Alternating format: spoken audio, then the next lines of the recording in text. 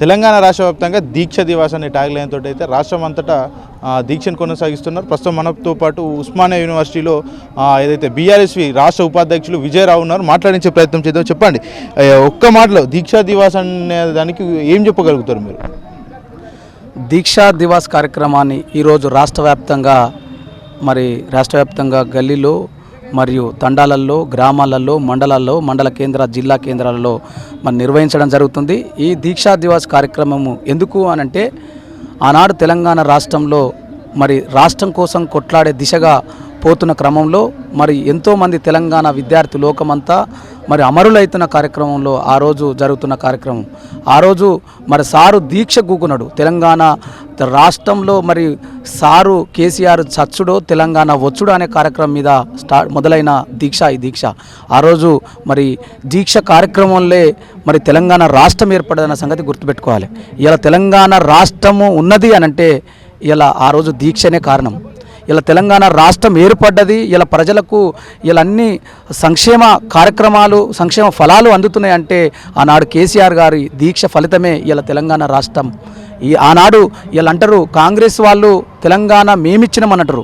ఇలా మేమిచ్చిన అనేది పక్కన పెడితే రాజ్యాంగబద్ధమైన చిన్న రాష్ట్రాల ప్రదాత అంబేద్కర్ అనే సంగతి గుర్తుపెట్టుకోవాలి. కాంగ్రెస్ పార్టీకి తెలియని విషయం ఏంటంటే రాజ్యాంగం తెలియదు. రాజ్యాంగం తెలియక మేమిచ్చినాము కాంగ్రెస్ పార్టీ, ఇలా కాంగ్రెస్ పార్టీ ఇచ్చినాము, కాంగ్రెస్ పార్టీ ఇవ్వడం వల్లనే తెలంగాణ వచ్చిందని చెప్పి అంటారు.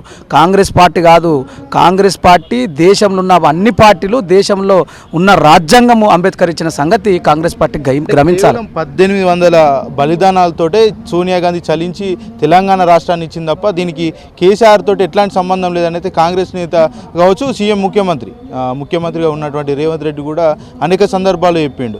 కేవలం సోనియా గాంధీ తెలంగాణ తల్లి కాబట్టి ఆమెను ఏదైతే పిల్లల్ని చావులు చూడలేక తెలంగాణ రాష్ట్రం ఇచ్చిందని చెప్తున్నారు. ఇప్పుడు రేవంత్ రెడ్డి అంటే ఆయన కాంగ్రెస్ పార్టీలో లేడు కదా, మధ్యలో వచ్చిన ఆయనే. కాంగ్రెస్ పార్టీ దాని స్థితిగతుల పునాదిలో తెలియదు రేవంత్ రెడ్డికి. ఇలా ఆయన మా పార్టీలో ఉన్నాయనే, ఆనాడు కేసీఆర్తో ఉన్నాయని ఆయనే జడ్పీటీసీగా ఉండే ఈ పార్టీని రాజకీయాన్ని పురుడు పోసుకున్నాయనే. ఇలా టీడీపీకి పోయి కాంగ్రెస్కి వచ్చి మధ్యలో వచ్చి ఇలా 3 ఏళ్ళకి వచ్చి ఆయన కాంగ్రెస్ పార్టీ తెలంగాణ తల్లి ఆనాడు కాంగ్రెస్ని తిట్టినప్పుడు రేవంత్ రెడ్డికి తెలియదా? రేవంత్ రెడ్డికి తెలుసు కదా ఏం జరుగుతుంది అనేది. రేవంత్ రెడ్డి అన్నట్టు ఆయన మొన్న వచ్చిన ఆయనే ఇలా సీనియర్ నడితే ఆయన మీద ఎంత అది ఉందో ఇలా ఉన్న కాంగ్రెస్ పార్టీలో పుట్టి పెరిగిన సీనియర్ నడితే చెప్తుంది. హనుమంతరావుని అడిగితే చెప్తుంది, మీకు కేకేని అడిగితే చెప్తారు. ఆనాడు మా దాంట్లో ఇప్పుడు కేకే పోయి మళ్ళీ అంట్లోకి పోయిండు. అంటే నేను ఏమంటున్నా అంటే ఆయనకు అవగాహన లేదు, రాజ్యాంగం పట్ల అవగాహన లేదు, ప్రజల పట్ల అవగాహన లేదు, రాజకీయము ఎట్లా చేసుకోవాలి, ఏం చేయాలి, నేను మాత్రమే మంచి స్థానంలో ఉండాలనే దాని ఎజెండా మీద వచ్చిన ఆయనే రేవంత్ రెడ్డి, ఈ రోజున్న ముఖ్యమంత్రి. ఆనాడు తెలంగాణ రాష్ట్రం ఇలా బలిదానాన్ని అని అధికారికంగా ప్రకటించాలి, ఇది సెలవు దినంగా ప్రకటించాలంటే అమరవీరుల స్ఫూర్తిదాయక దీక్షా దివాసును ఇలా సెలవు దినంగా ప్రకటించాలంటున్నా. మా గవర్నమెంట్ ఉంటే ఇలా తెలంగాణ రాష్ట్ర గవర్నమెంట్ ఉంటే మేము చేసేవాళ్ళం, మా ముఖ్యమంత్రి గారు చేసేవాళ్ళు, ఆనాడు ముఖ్యమంత్రి గారు ఈరోజు చేసేవాళ్ళు. ఈరోజు ముఖ్యమంత్రిగా తెలంగాణ ప్రజలు ఆశీర్వదిస్తాయండి కదా, మాయ మాటలు చెప్పి గ్యారెడ్తో వచ్చిన ఆయన రేవంత్ రెడ్డి అయిండు. ఆయన పదవిని కాపాడుకున్న తందుకే చేస్తుంది కానీ ఆయన కార్యక్రమాలకు కానీ ఆయన ఉద్దేశాలకు కానీ ఎలాంటి ప్రజలకు మంచి చేయడానికి లేదు.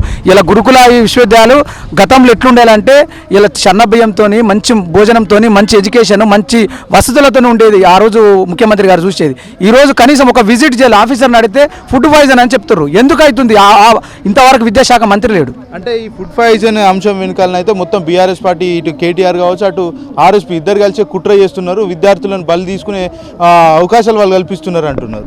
నేనేమంటున్నా, కేటీఆర్ గారైనా లేదంటే ఆర్ఎస్ ప్రవీణ్ కుమార్ గారైనా పేదలను కొట్టి రాజకీయం చేయాల్సిన కర్మ వాళ్ళకి లేదు.